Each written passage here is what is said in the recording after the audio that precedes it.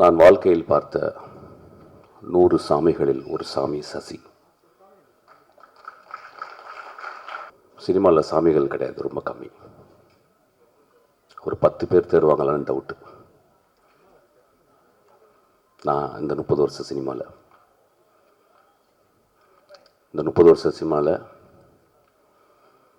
நான் ஒரு மாதத்துக்கு ஒரு தடவை எனக்கு ஃபோன் பண்ணுறேன், என்னை பார்க்குற, என்னை நேசிக்கிற, என்னை கட்டி தழுவுகிற, நான் இல்லாத இடத்தில் என்னை பற்றி அன்பாக பேசுகிற, உயர்வாக பேசுகிற ஒரே சாமி என் சசி சாமி.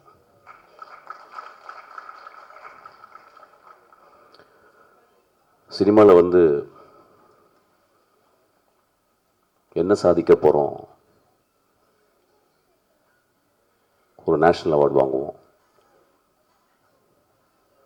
ஒரு 10 ஃபிலிம்ஃபேர் அவார்டு வாங்குவோம், இல்லை ஒரு ஆஸ்கார் அவார்டு வாங்குவோம். ஆனால் செத்து போயிடுவோம் ஒரு நாள். ஆனால் சசி சாகவே மாட்டான். அவன் ஒரு சாமி.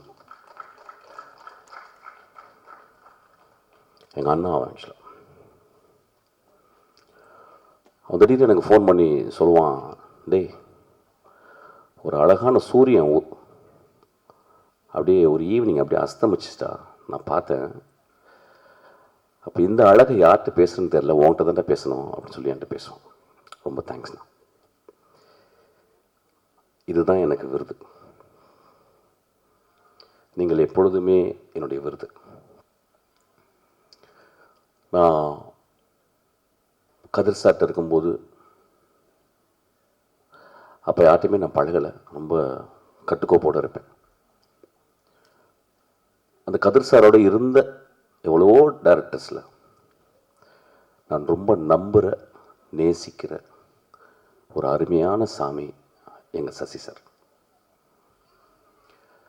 நான் கதிர் சாரை விட்டு வெளியே வந்த பிறகு சண்டை போட்டு தான் வெளியே வந்தேன். சும்மாலாம் வரமாட்டேன். எப்பவுமே சண்டை போட்டு வெளியே வரும்போது யார்கிட்ட போய் சேரலான்னும் போது சசி சார்கிட்ட தான் ஞாபகம் வந்துச்சு. நான் நேராக போய் கதவை தட்டினேன், அவர் வீட்டு கதவை.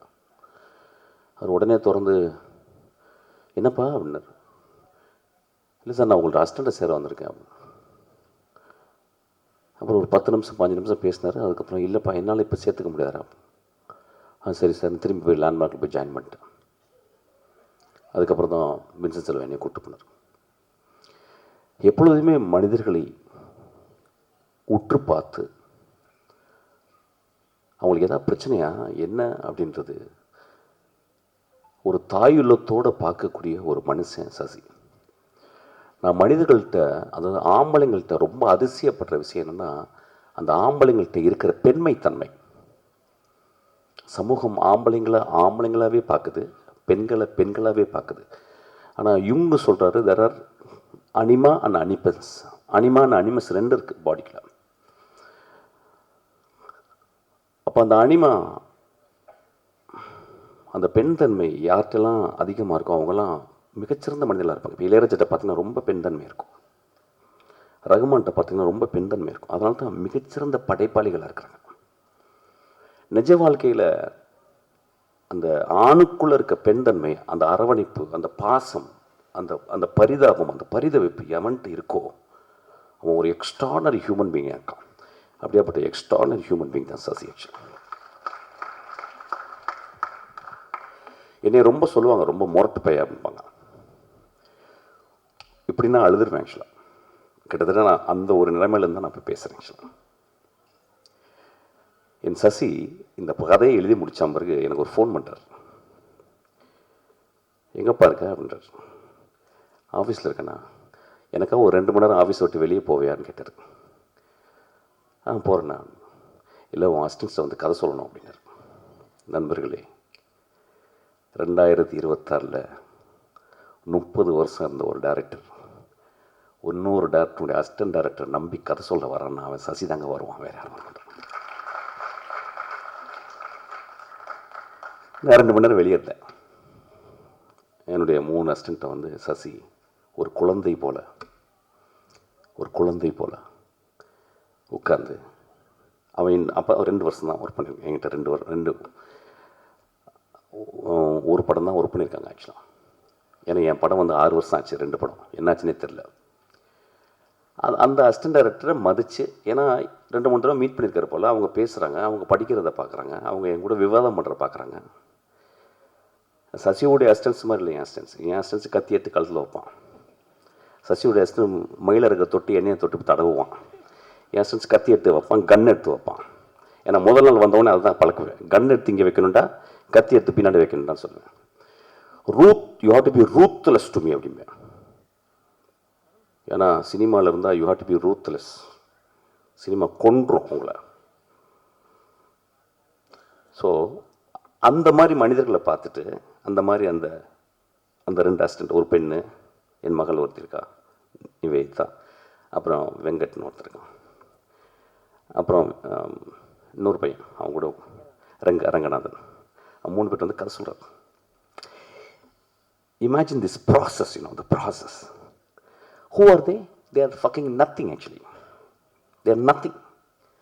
ஆனால் எங்கேருந்து இந்த மனிதனுக்கு இந்த தோணுது அப்படின்னா, மனித வாழ்க்கையை சசி பார்த்துக்கிட்டே இருக்கான். அந்த இலகிய மனத்தில் அந்த பெண் தன்மை அதிகமாக குடிகொண்ட அந்த மனிதன் அப்படி யோசிக்கிறான், சார் இந்த பசங்கள்கிட்ட சொல்லலாம்ல, இந்த பசங்க என்கிட்ட எப்படி நடந்துக்கிட்டாங்க, மிஷ்கின் அவங்களை எப்படி வளர்க்குறான்ல அப்படின்னு போய் சொல்கிறான். பெரிய விவாதம் நடக்குது, பெரும் விவாதம். வெறும் சொல்கிறாரு. அப்புறம் நான் உள்ளே வந்தோன்னே அப்போ என்கிட்ட வந்து 2 நிமிஷம் 10 நிமிஷம் காசு சொன்னார் நினைக்கிறேன். சசி போன பிறகு நாங்கள் 10 நாள் அந்த கதையை பற்றி பேசினோம். நேற்று அந்த படத்தை பார்த்துட்டு நான் ஒரு 3 மணி நேரம் என் அசிஸ்டன்ஸோட பேசினேன். இது இந்த பாயிண்ட் ஆஃப் வியூலேருந்து சொல்லியிருந்தா அப்படி இருக்கும், அந்த பாயிண்ட் ஆஃப் வியூலேருந்து சொல்லியிருந்துருக்கோம். அந்த வாத்தியாரை நடித்த ஒரு கடைசி வரைக்கும் இருந்தது அப்படின்னு இருக்கும். விஜய் ஆண்டனி வந்து முதல் சீன்லேருந்தே ஒரு வீட்டில் தனித்தனியாக அந்த அம்மாவை பார்த்துக்கிருக்க ஒரு கேரக்டராக மட்டுமே சும்மா ஷார்ட்டாக காட்டிகிட்டே போய் தான் எப்படி இருந்திருக்கும் அப்படின்னு நாங்கள் விவாதித்தோம். நிறையா படம் பார்க்கறதில்ல, ஏன்னா படம் பார்த்தா ஜுரம் வந்துடும். நல்ல படம் இல்லைன்னா அவங்க பார்த்தா முடிஞ்சுது, ஒரு 5-9 நாள் கையெல்லாம் சுருங்கிட்டு போயிடும். ஐயோ நெக்ஸ்ட் நம்மளால் படமே எடுக்க முடியாதுன்னு. நல்ல படம் பார்த்துட்டா அப்பா 25 படம் பண்ணலான்டா அப்படின்னு சொல்லிட்டு ஒரு பயங்கர எனர்ஜி வந்துடும். சசிசார் படங்கள் நிறையா நான் சொல்லாமலே மட்டும்தான் பார்த்தேன்னு நினைக்கிறேன் ஆக்சுவலாக. ஸோ இந்த படத்தில் நிறைய விவாதங்கள் எனக்கு இருக்குது. விவாதங்கள்னால் கதை சார்ந்த விவாதங்கள் இல்லை, திரைக்கதையை எப்படி சொல்லலான்ற விவாதங்கள் எனக்கு இருக்குது. அது சரிசாக அப்புறமால நான் வச்சுக்கிறேன். ஆக்சுவலாக ஆப்பு ஒரு நேர்மையான படைப்பு. நான் எங்கே யோசிப்பேன், ஒரு சினிமா கலைஞனை எங்கே, ஒரு சினிமாக்காரன் ஒரு சினிமா கலைஞன் அப்படின்ற 2 வித்தியாசம் எங்கே இருக்குன்னா, சினிமாக்காரன் சம்பாரிச்சே சாவணுன்னு வாழ்கிறவன். சினிமா கலைஞன் நான் காசு கொடுத்து அவங்களுக்கு வந்து தானம் கொடுக்கணும்னு பார்க்குறேன். நான் 150 ரூபா கொடுக்குறது அவங்களுக்கு வந்து 1,50,00,000 கொடுக்கணும்னு நினச்சிருக்கேன் தான் சினிமா கலைஞன். அப்படியாப்பட்ட சினிமா கலைஞன் தான் காசு. இந்த படத்தினுடைய தர்மம், இந்த படத்தில் ஒரு பெரிய தர்மம் இருக்குது. அந்த தர்மத்தை நம்ம விட்டுட்டு போயிட்டே இருப்போம். ஒரு எக்ஸாம்பிள் இப்படி வச்சுக்கிறேனே அந்த கதையை, ஏன்னா நிறைய டிஸ்க்ளைமர் கதையை பற்றி சொல்லிட்டாங்க. So I think I can talk. Could I talk? Okay okay, அது ஓகே நிக்கில், டேரக்டர் சொல்லிட்டோம். ஓகே, இப்படி வச்சுக்கலாமே. இப்போ நான் வந்து என்னுடைய மகள் இருக்கா, நான் இப்போ மகளுடைய கான்வெகேஷன் தான் போயிட்டு வந்தேன், கனடா போயிட்டு வந்தேன். அவளுக்கு இப்போ 25 வயசு ஆச்சு. அவளுக்கு ஒரு கல்யாணம் நடக்குது. ஒரு மாதத்தில் அவருடைய கணவனுக்கு ஆக்சிடென்ட் ஆகி இறந்துட்டான்னு வச்சுங்களேன். அப்போ என் மகளை நான் எப்படி பார்ப்பேன்? என் மகளை நான் ஒரு நாள் பிறண்டு அழுவேன், அதுக்கப்புறம் கடவுளை திட்டுவேன், அதுக்கப்புறம் மறுநாள் வந்து சாப்பாடு கொடுப்பா, அப்புறம் எனக்கு வெளிக்கு வரும், அப்புறம் கொஞ்சம் தண்ணியை போடுவேன், அப்புறம் படம் பார்ப்பேன். என் மகளை நான் மறந்துடுவேனா, மறக்கணுமா அப்படின்ற கேள்வியை தான் இந்த படம் கேட்குது. நம்ம ஆண்கள், இந்த சமுதாயத்தின் விதிகளை எழுதிய ஆண்கள், இந்த சமுதாயத்தில் சட்டதிட்டங்களை எழுதிய வெறும் ஆண்கள் இந்த பெண்களை எப்படி பார்த்து கொள்கிறோம்? அப்போ என் மகளை நான் ஒரு மாதத்துக்கு அப்புறம் அவள் விதவையானா நான் எப்படி பார்க்குறது? யோசிக்கலாம். என்னடா ஒரு மாதிரி. ஏன்னா எக்ஸாம்பிள் யாரை வச்சு பேசுறது? வேறு யார் மகளை வச்சு பேசுவேன்? என் மகளை வச்சு தான் பேச முடியும். அப்போ தான் புரியும்.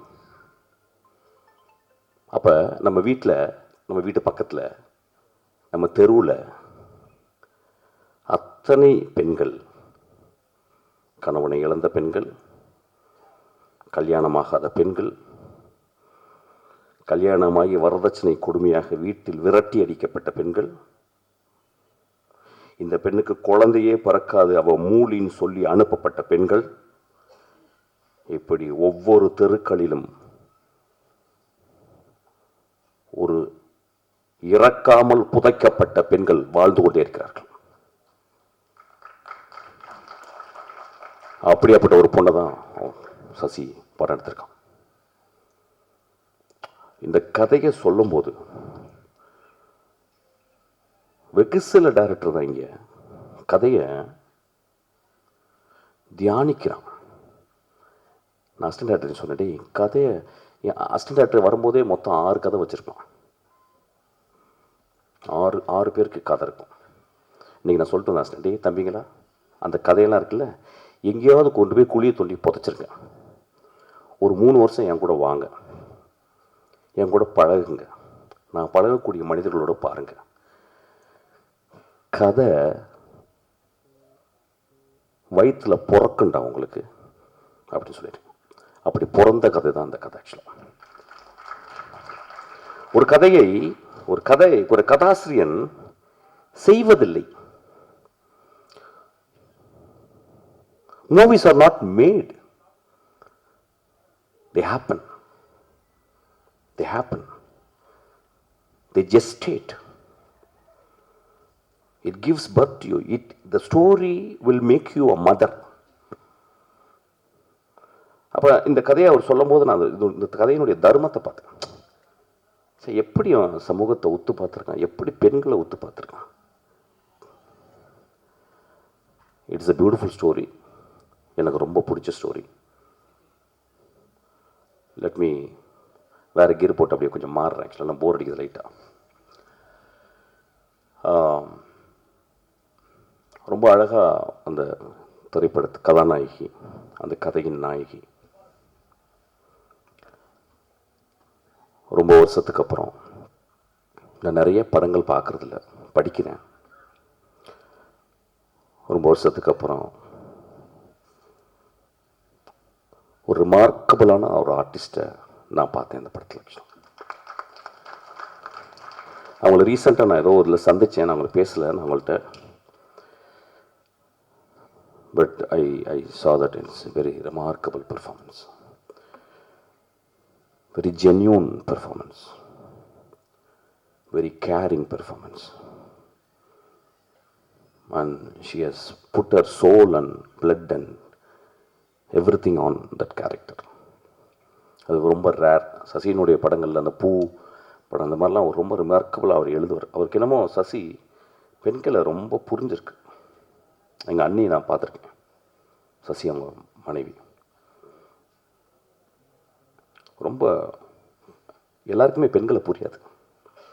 ஒரு கோடி ஆண்கள் இருந்தால் ஒரு 1.5 பேருக்கு தான் பெண்கள் புரியும். ஆக்சுவலாக 2 பேர் கூட புரியாது. அந்த அந்த கதாபாத்திரத்தை அப்படியே செதுக்கி வளைச்சிருக்காரு. அவங்க ரொம்ப அழகாக, ரொம்ப நன்றிமா. It is I can only thank you. There is just by saying your பே பூ பே அதெல்லாம் போர் அடிக்குது எனக்கு. ஆக்சுவலாக ஐ கேன் ஒன்லி நான் டப்புன்னு காலில் விழுந்துருவேன். கொஞ்சம் ஜாஸ்தியாக இருக்கும், பட் பரவாயில்ல, ஜாஸ்தியாக தானே ஆல்கா ஃபுல்லாக இருக்குது. போகும்போது காலில் விழுந்து போகிறேன், கவலைப்படாங்க. ஏன்னா ஆம்பளைங்க காலில் விழுகிறதே பெரிய மயிரா போச்சுங்க. ஆக்சுவலாக ஏன்னா அவங்க நடிச்சுட்டா அப்பா தலைவா அவங்க உங்கள் காலில் விழுகணும். Actually that should be an example. Actually you deserve that. Actually அப்புறம் விஜயாந்த் உங்களை நான் மன்னிச்சிங்க, படமே பார்த்ததில்லை நான். ஆக்சுவலாக நான் என்னாச்சுன்னா, நான் வந்து பிச்சைக்காரன் படம் வந்து ஒரு ஊர்லேருந்து வரேன், மசனகுடியிலேருந்து வரும்போது கரெக்டாக அந்த அடையாரில் வரும்போது ஃபோன் பண்ணேன். அண்ணா என்னண்ணே உங்கள் படம் பயங்கரமாக ஓடி. ஏன்னா சசி படங்கள் எப்படின்னா சசி மாதிரி தான் ஓடும். ஒரு 50 நாள் 60 நாள் நல்ல படம் மெதுவாக தான் பார்ப்பாங்க. அப்படிலாம் போய் பார்க்க மாட்டாங்க. அப்படி மெதுவாக டிக்கிள்னும் அந்த அப்படி மாதிரி தண்ணி அது மாதிரி தான். அப்போ நான் ஃபோன் பண்ணால் பெரிய ஹிட், ஹாப்பி, ஒரு சென்சேஷனல் ஹிட் அப்படின்னோடனே ரொம்ப சந்தோஷமாச்சு. இதுதான் ஐ கால்ட் ஹிம். அண்ணா சசி நான் பயங்கரமாக ஓடுதுண்ணா. எல்லாம் சரி, நீ பார்த்துறாத, அவ்வளோ நல்ல படம் இல்லை அப்படின்னாரு. See the truth. Please give applause to him. See the truth. So truthful. அவர் தெரியும் நான் பார்த்துட்டேன். என்னன்னா மயிறு மாதிரி படம் எடுத்திருக்கேன், நீ வந்து இது ஓப்பா சரி ஓடிச்சா? ஏன்னா ஓடின பண்ணாவே எனக்கு டவுட். எனக்கு ஓடுற படம் எடுத்துட்டாவே எனக்கு டவுட்டு. தனஞ்சயன் யோசிக்கிறாரு இங்கேருந்து. ஓடுற படம் எடுத்தாவே ஏதோ ப்ராப்ளம் இருக்குன்னு அர்த்தம். கொஞ்சம் மெதுவாக தான் ஓடணும். ஃபர்ஸ்ட் கியர் போடணும், கொஞ்சம் ஸ்லோவாக ஓடணும், செகண்ட் கியர் போட்டு தேர்ட் கியரில் ஓடணும். ஏன்னா because if an audience understands something, there is a flaw in that movie. Because it is not making them to think, making them to reflect. அப்போ சொன்னார், டேய் ஓகே படம் தான் அது, நீ பார்த்து எதாவது இறக்க முடியாது திட்டு போகிறடா அப்படின்னாரு. ஆக்சுவலாக சச் குட் ஹார்ட்டட். ஸோ அந்த படமும் பார்க்கல சார். சார்லாம் சொல்ல மாட்டேன், தம்பி தான் சொல்லுவேன். ஒரு நடிகன் ஒரு நல்ல கதாபாத்திரத்தில் வந்து அமரும்போது தன்னை புரிந்து கொள்கிறான். இந்த படத்தில் நீங்கள் உங்களை புரிஞ்சிருப்பீங்க. எனக்கு எப்பயுமே உங்கள் மேலே என்னடா ஒரு மியூசிக் டைரக்டருக்கு ஏன்ப்பா டான்ஸ்லாம் ஆடணும் அப்படின்னு எனக்கு ஒரு டவுட் வரும். அப்புறம் சரி, ஆனால் நீங்கள் ஒரு எக்ஸ்ட்ரானரி ஒரு வில் பவரோட நான் நடிக்கணும் அப்படின்னு வந்தீங்களா, எனக்கு ரொம்ப ஆச்சரியமாக இருக்கும். அப்புறம் நான் பார்க்குறதுலான்னா சரி, இந்த பையன் என்னப்பா இப்படி நடிச்சுக்கிட்டே இருக்கான். நல்ல வேளை இந்த படத்தை நான் ஃபஸ்ட்டு பார்த்தேன். பிகாஸ் அந்த கேரக்டர் உங்களை ரொம்ப அமைதியாக்கிடுச்சு. Don't say extra, don't act extra, just be there, and you are being there. That's so great acting actually. எனக்கு ஒரு வாய்ப்பு எடுத்தீங்கன்னா ரொம்ப அழகான ஒரு கதை இருக்குது. நான் அவங்க கேட்குறேன், நீங்களும் சுவாதிக்காம நடிங்க. ஒரு கதை வச்சுருக்கேன், சின்ன கதை. அது வேகமாலாம் ஓடாது, ஜனரஞ்ச படம்லாம் கிடையாது, ஊழ கிடையாது, சின்ன படம் தான். நீங்கள் 2 பேரும் தான் நடிக்கணும். அது என்ன, அது சும்மா சேலஞ்சாக வச்சுக்கிறேன். என்ன எழுதுவாங்க, இவர் படம் 6 வருஷம் படம் ரிலீஸ் ஆகலனால இப்போயே வந்து இது பண்ணார், அதெல்லாம் கிடையாது சார். அப்படிலாம் ஆள் கிடையாது நான் சொல்கிறேன். பட் அந்த படம் பார்த்தோன்னே எனக்கு ரொம்ப இன்ஸ்பயர். இந்த 2 பேரையும் நம்ம திரும்பி வாழ வைக்கணும்ல, இந்த 2 பேரையும் திரும்பி ஒரு ஃப்ரேமுக்குள்ளே கொண்டாடணும்னு ஆசைப்பட்டேன். ஒரு சின்ன குழந்தைத்தனமான ஆசை ஆக்சுவலி. சின்ன பட்ஜெட் தான், பெரிய சம்பளம்லாம் நான் கேட்க மாட்டேன். ஸோ அதனால் அனைவரும் தனஞ்சயன் சார் சொல்லுவார் இன்னைக்கு, அதை பண்ணிடலாம் அப்படிம்பாரு. It's a good movie sir. It is a good movie. It's a bloody good movie actually. I'm telling, commercial படம்லாம் இல்லை. ஸோ அந்த பார்க்கும்போது sir he would say yes actually. I think this man's biggest strength is not to express actually. There are actors, they don't express. Brando will express. Mifune will express. There are very few people. Choi Min-sik வந்து he will never express. எப்பயாவது திடீர்னு ஒரு dynamic மாதிரி வெடிப்பார். So எனக்கு அந்த படம் ரொம்ப பிடிக்கும். உங்கள் ட்ரெஸ்ஸு பர்டிகுலராக அப்போ எனக்கு ரொம்ப பிடிச்ச ஷாட், உங்கள் அம்மாவை நீங்கள் வந்து குளிப்பாட்டும் போது அம்மா உன்னுடைய முதுகு அப்படியே வச்சுருந்தாரு. Sasi, one of the remarkable shot in Indian cinema actually. One of the remarkable shot, I won't say shot, one of the remarkable இமேஜ்னு சொல்லுவேன். I would call it image, beautiful image. அந்த ஒரு ஷாட்டுக்காக நீங்கள் 200 300 கூட கொடுத்து வரலாம். ஒரு மகனுக்கு சொல்லிக் கொடுக்கும் ஒரு தாய் எத்தனை வாட்டி நம்மளை குளிப்பாட்டியிருப்பா,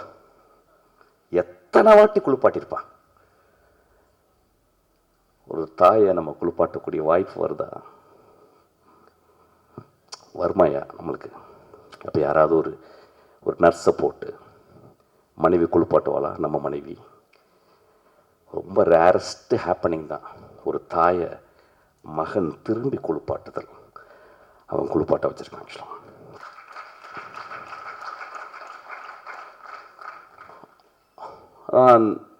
நான் சினிமாவில் மொத்தம் 5 ஷாட்டு தான் பார்ப்பேன்.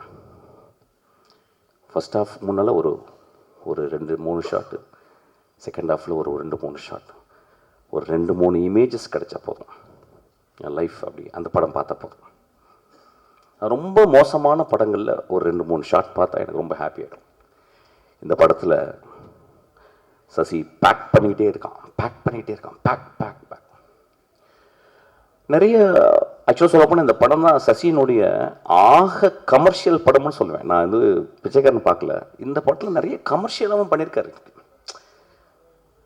So it's a beautiful movie. நேற்றுலேருந்து அண்ணா வந்து நீ படம் பார்க்கணுண்டான்னு என்னை கேட்டுகிட்டே இருந்தார். நான் இந்த நேரத்தை வந்தவுடனே அப்பா தவறிட்டார்,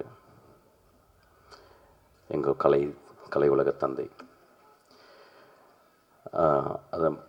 அதை முடிச்சுட்டு அதுக்கப்புறம் நான் சசி அண்ணாவுடைய படத்தை பார்த்தேன். இட்ஸ் எ பியூட்டிஃபுல் ஃபிலிம், பாருங்கள். It's a worthy film.